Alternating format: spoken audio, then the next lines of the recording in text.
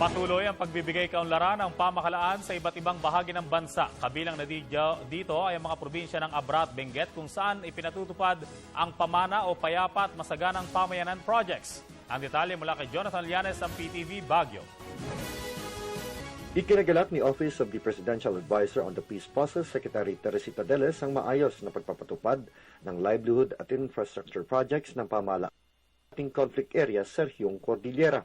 Sa isinagawang inaugurasyon ng 1.4 km Madago Kasagudan Farm to Market Road at pakikipag-ugnayan sa mga naitalagang bantay gubat ng Abra, pinuri ng kalihim ang epektibong implementasyon ng nasabing proyekto. Dito, actually mabilis yung mga pagtatapos sila. Tapos nakita naman natin yung kalsada, no?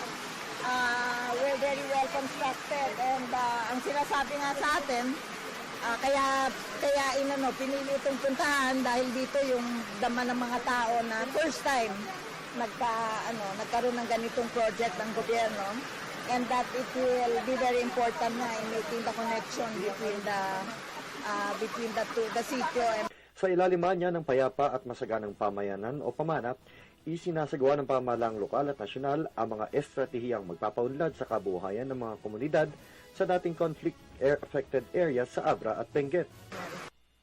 And I'm happy with the program.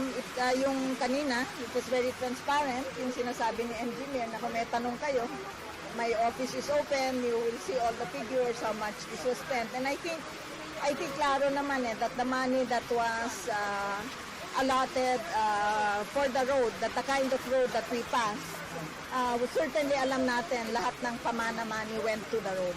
Ikinagalak ni Deles ang mataas na pagtugon ng dalawang lalawigan sa pagpapatupad ng mga infra at livelihood development projects na magbibigay daan sa produktibong kinabukasan ng mga komunidad. And meron rin naman, Apayao is also doing well, and Abra.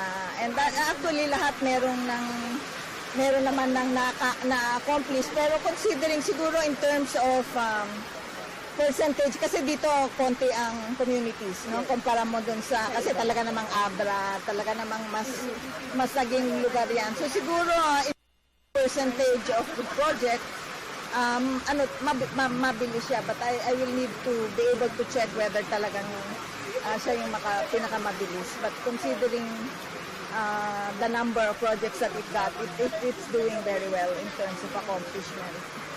Sa ilalim na nauna ng usaping pangkapayapaan sa pagitan ng pamahalaan at ang Cordillera People's Liberation Army o CPLA, hangad ng magkabilang panig ang pamamahagi ng kaukulang serbisyo ng pamahalaan sa kanayunan dating tampulan ng armed conflict. By and large, Pamana, and what I'm hearing from the governors is that they feel that Pamana has brought in unprecedented developments and gains in quite a quick way.